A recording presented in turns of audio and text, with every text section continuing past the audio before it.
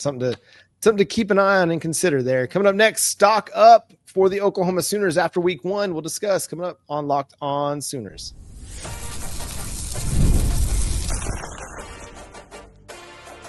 You are Locked On Sooners, your daily podcast on the Oklahoma Sooners. Part of the Locked On Podcast Network, your team every day. Once again, thanks for making Locked On Sooners your first listen every single day. Shout out to all the everydayers out there. Tune in and subscribe to the show wherever you get your podcasts. We're part of the Locked On Podcast Network, your team every day. Jay, give me a Oklahoma Sooner that has their stock rising 1 week into the season. I'm going to start on defense. Let's go.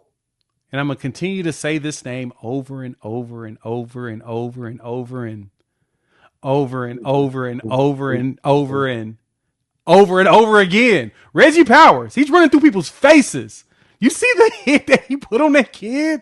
Oh and the kid kind of laid there for a minute. I kind of felt bad. I was like, ow. Made him reconsider his life choices. That's for sure. Yeah, he ain't going across the middle ever again this season. I think he's done going across the middle, and that's what you get out of someone like Reggie Powers and the way that he plays, man. We call Michael Boganowski Baba Yaga for a reason, right? It's the boogeyman from if you watched the John Wick movies, but Reggie Powers might be the Grim Reaper. He out here taking people's heads off, man. It's crazy that trio is that vicious of players. You can tell that Brandon Hall had a particular type he wanted, and to go flip him from Michigan State like that, dog. We set ourselves up beautifully with that pickup. So I say Reggie Powers is the first one on my list of players. Stock, buy as many as possible because it's starting to get expensive. How about the equalizer?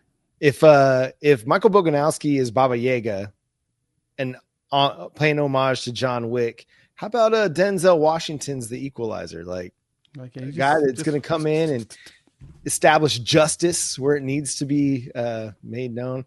I'm going to stay on the defensive side of the ball, and I'm going to go Taylor Wein. Like, that's a dude that we heard nothing but good things about through spring ball, through SEC media days when R. Mason Thomas was asked which defensive end he expected to break out. He said Taylor Wein, and wouldn't be surprised if Wein had 5 sacks this season. Well, he's already got 1, and he had a really big quarterback hit as well. Like, that dude showed some things, had some people impressed, was getting talked about on social media. He's living up to the hype so far through the 2025 season. Can he keep it up? That's going to be the trick against tougher competition, but so far so good for Taylor Wein. Yeah, Taylor Wein went out there and made some plays. Rewatching the game, John, I want to see how exactly he was getting there. And someone posted a video on social media, and when I watched the play of how his pursuit basically led to the quarterback getting rid of the ball, he basically just chunked the ball as fast as possible. This was before he got his sack.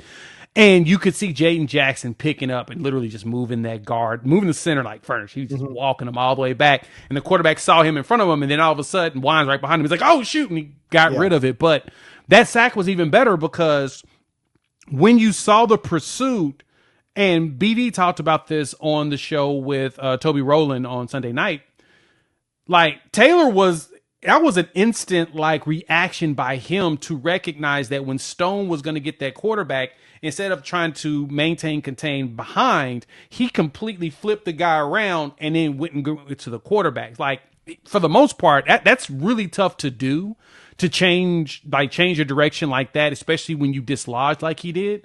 He did it fast and was able to get to the quarterback. Yeah, he's definitely one that's major to keep your eyes on. If I'm going to go with one on the offensive side of the ball, we'll switch sides real quick. Man, go ahead and buy more Deion Burks stock. Like, Keontez Lewis had a massive game.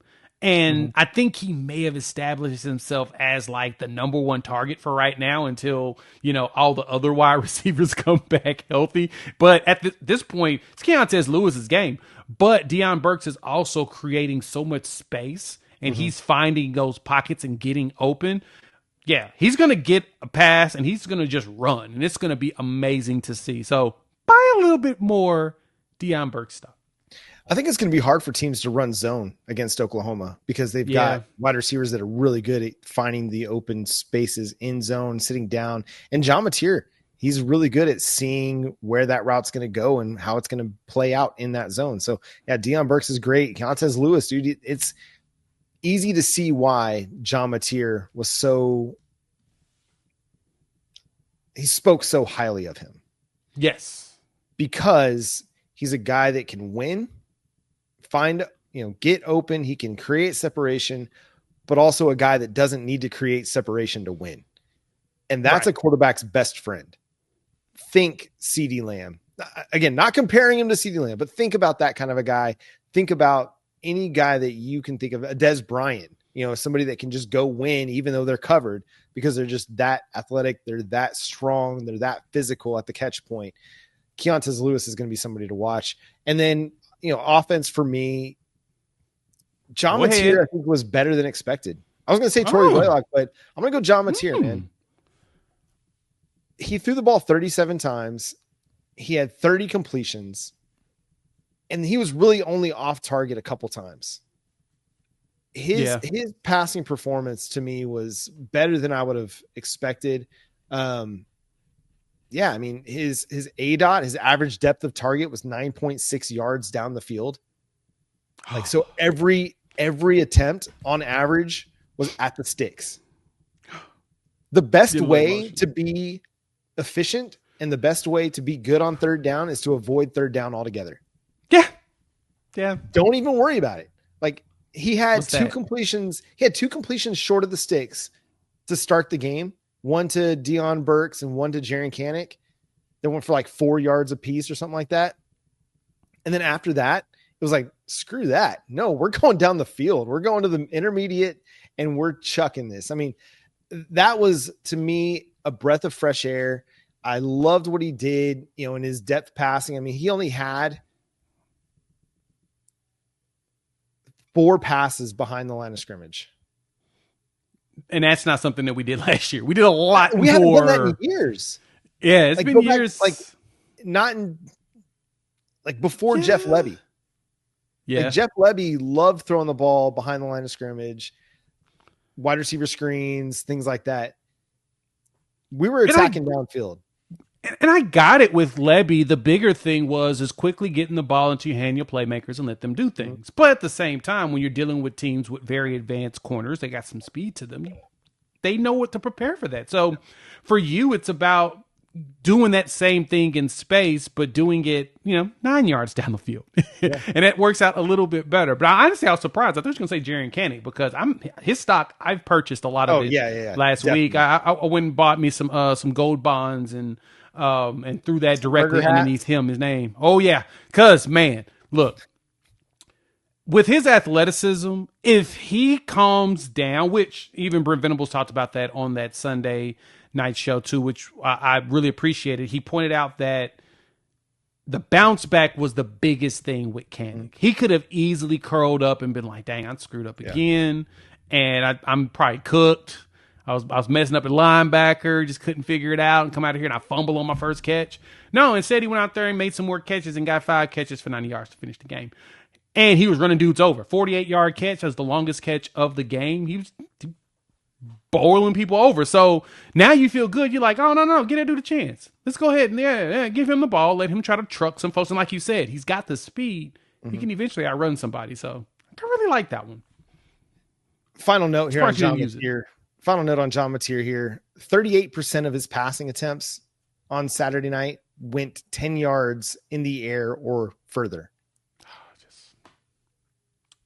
Last year, Jackson Arnold, only 28.5% of his passing attempts went beyond 10 yards down the field. And he was not very efficient throwing down the field. So, upgrade.